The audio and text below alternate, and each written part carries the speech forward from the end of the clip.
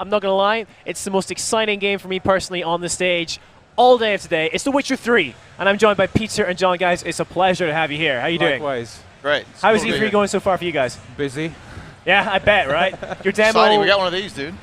Oh, yeah. You Oh, want yeah. one of those? I don't have one of Yeah. those. What? Whatever. I might take yours later.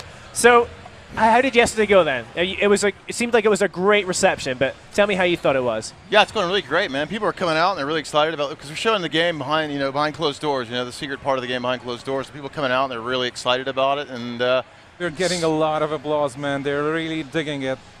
Excellent. Well, we've actually got another kind of bit of an exclusive right now, some brand new gameplay, a new gameplay demo. So we're going to go to that, and I think, Peter, you're going to talk us through it, right? Exactly. So, here we go. Oh, menu screen. Ah, that's new. All right, we're already there. So it's going to be a small snippet of the demo we are presenting over at the business booth. We're in no man's land. It's a huge region of our game, and we're right in the middle of the adventure. We got some information from a guy called Dijkstra that Geralt is looking for a certain person, an ashen-haired girl. I think it's pretty safe to talk about her. There's Ciri.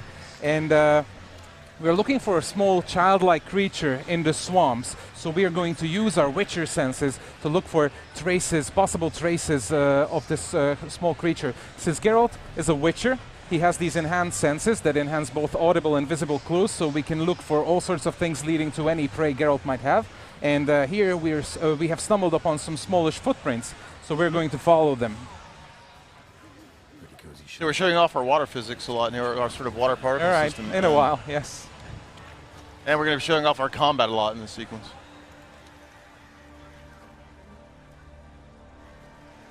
Johnny?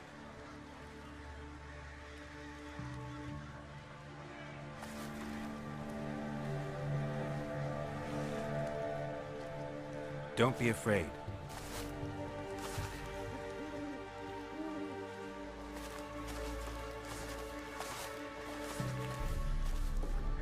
You're a Baka? A godling. Not many of you left. I'm looking for a woman with ashen hair. Seen her? Tell me everything from the start. Where did you see her? What was she doing? It's important to me. Why not? Lost your voice? Can I help you somehow?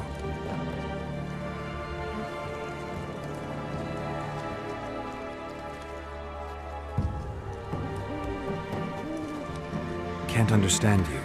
Try to explain it somehow.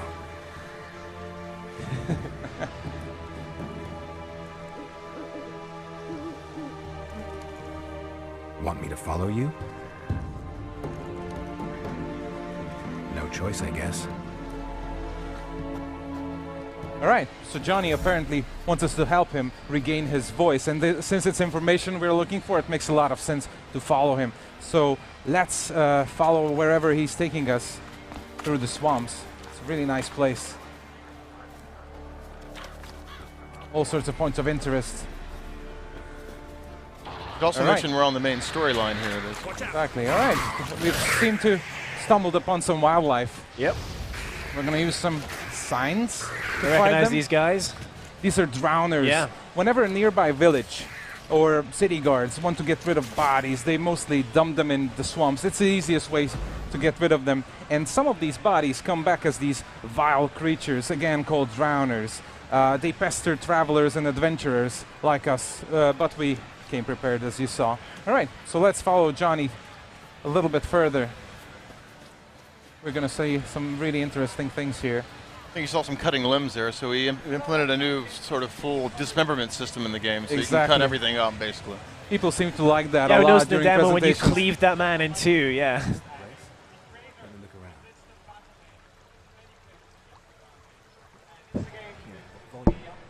Something's on the ledge. Something that'll get you your voice back.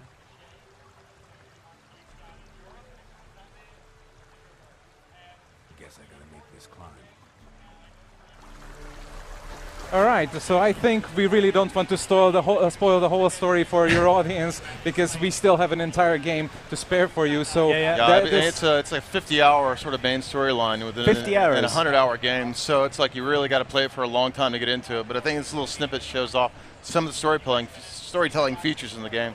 So what were we just watching that game running on there? Was that a PC or was that PS4? What was that build we just had a look at This there? one right here, it's playing on PC. Playing on PC, right? Yeah. Okay.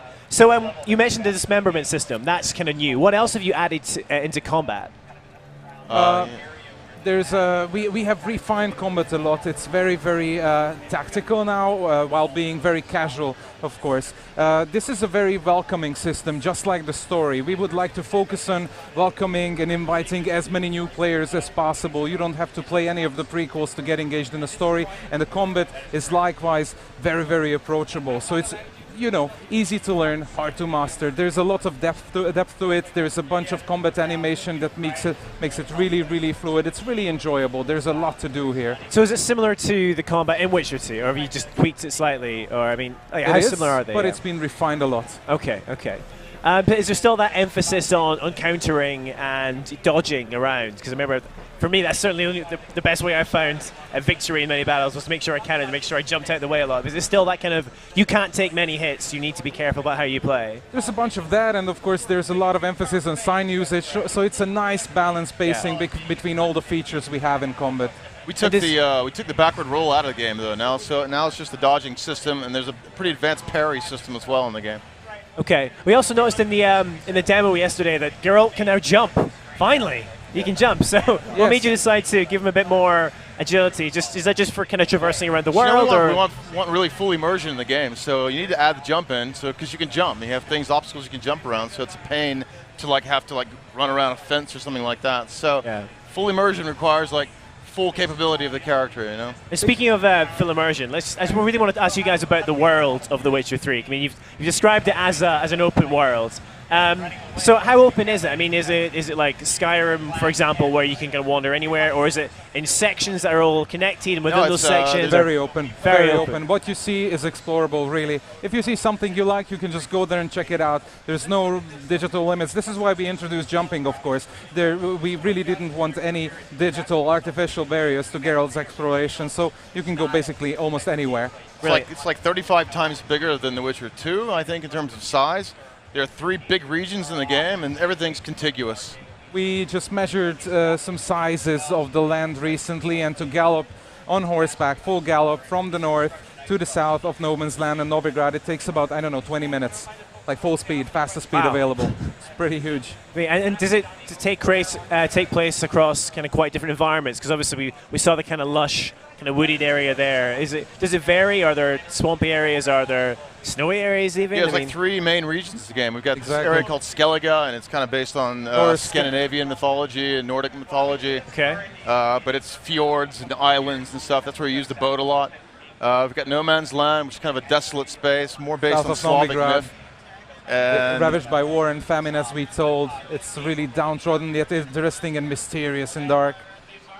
And we have Novigrad, of course, the city that you might have seen. It's really huge, and it's inspired by medieval Amsterdam. Yeah. So it's a city, and all the surrounding areas of the city, but it's a massive, 8 by 8 kilometer area, basically. How about the story and the interplay of choosing your quests? Because that was one of in The Witcher 2, you were always on your single player narrative, but then along the way you could kind of pick and choose which additional things you did. Is it the same in The Witcher 3, or is it more open? Can you kind of just do anything at any time? How does that work?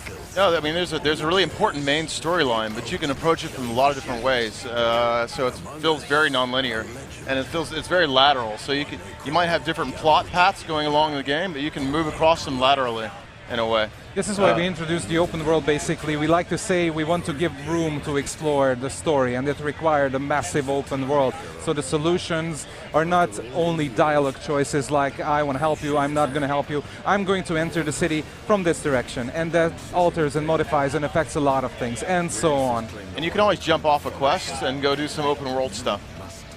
Fantastic. So you mentioned there's boats. I mean, how does that work in with the way you traverse the world? I mean, be able to use boats. How does that kind of work in with how you adventure around Yeah, the well, world. you know, in the world, we have fast travel systems, so you can actually fast travel around, but you need to explore the areas and unlock these sort of fast travel points. So in Skellige, since there's lots of islands and offshore things, you got to take the boat out there to actually find out where to go, and and quest out there or monster hunt out there. Then you unlock it and you can fast travel back or fast travel there. So the boat is it's a means of navigation and means of travel first and foremost.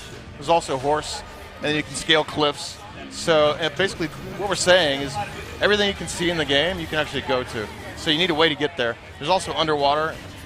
So it's tons of ways. Loads of ways to get around. Now, one of my favorite things about The Witcher 2 was that it was challenging, and it didn't feel like, even though the production values were incredibly high, it was very slick. It didn't feel like most other games. The way I thought about it was like, you go and see a really great, like, say, Swedish cinema film. It's equally as high production value as Hollywood, but it just feels different. Are you aware of that kind of? It doesn't feel like a West, like an American game or a British game or whatever. Of course. And are you aware of trying to keep that and maintain that? Yeah. Of course, this is a lucky thing that we are situated in Poland, because we are inspired by Slavic mythology a lot, and it's kind of related to European mainstream, of course, but it has a lot of unique approaches. So that affects story, that affects sounds, the music we're using, all the characters, the monsters and beasts, Geralt's reactions, dialogue, and everything. So you're really getting a one-of-a-kind experience in the game. Yeah, I think Slavic myth is kind of alien to us Americans, so it does feel different when you play it, because you've heard fairy tales told from different perspective, and then this is completely something we never actually experienced when we were growing up. So it's a completely new feeling for players, I think, which is cool. Now, one of the bits I really, again, enjoyed in Witcher 2, and one of the facets of Geralt being a Witcher, is the idea of monster hunting. Is that, it seems like the trailer you showed off yesterday, Geralt, that wasn't part of the story. He was just hunting a griffin in like a random encounter, is what it seemed like. Is there going to be a lot of hunting choices, just like as you adventure through the world? That's how it works. Basically, what we like to say is these creatures, however large, dangerous, and hard to defeat, are not bosses at the end of dungeons. They roam the wilderness. They are part of the fauna, so you can stumble upon them when you're exploring, or you can stumble upon their tracks and marks that you can discover using the Witcher senses that we just introduced minutes earlier. You can hear local gossip in villages that a large creature is taking livestock and all sorts of things. So there are many, many ways to pick these up. It's not, it doesn't feel artificial at all. It depends on where you are, what you're doing. The discovery can be tied to main quests or sudden occurrences, coincidences. It feels real. And so thinking a bit about monsters and about enemies in general. So are there going to be, like, say you start off the game, you're pretty early on, and you come across a trail for something really nasty, something really dangerous. Is that thing going to kill you? I mean, basically what I'm asking is, does enemy difficulty if you're not ready for it, scale it'll to kill you, your basically, ability, or is it just they're as hard as they are, and you better be ready for that fight, or you're going to die? Yeah. We don't temper the player. There are a lot of healthy challenges that you will need to prepare. Basically, it's part of being a Witcher, part of the previous games, and we like to maintain that heritage, that there's a lot of preparation and planning ahead. There are a lot of features supporting that kind of an approach to plan the things, to prepare with concoctions, all sorts of potions, scouting around, discovery, and so on. So we still have that. Fantastic. Are you guys going to, because what I liked as well is when you did the kind of the newer version of The Witcher 2, and you included that kind of combat training arena system. Is that going to be something you bring back, maybe, or is that going to be? No, we're not doing the arena in this one. Not the arena. That's all going to be incorporated into it already, perhaps. Yeah, arena was cool, but we're just not planning to do it. And then for Witcher 2, it's something we added afterwards as well. So maybe we'll find reason to add an arena if people ask for it and love it. Maybe we'll do it. Yeah. Yeah. So when can we expect to get our hands on The Witcher 3? I mean, I think I've got it down as 24th of February, 2015. All right, yeah. So it is next year. It's not a 2015 game. It's just like all the ones I'm really excited about at E3 so far have been like 2015. It's going to be a good year. And it's going to be on what platforms again? Are we going to be able to play The Witcher 3 on? Sorry, what platforms are we going to be able to play Witcher 3 on? All major platforms: PC, PS4, Xbox One. Cool. Well, guys, thank you so much for coming on stage and for showing off some new gameplay and for talking about The Witcher 3. It's been a pleasure. Sorry, it's been a bit loud over here. Our other stage is too noisy. Danny, shh. He'll be quiet. It'll be fine. He is very loud. Thanks very much, man. Thanks, We're man. going to throw over now to, I think, a show floor. So let's go and find out what's been going on right on the show floor at E3.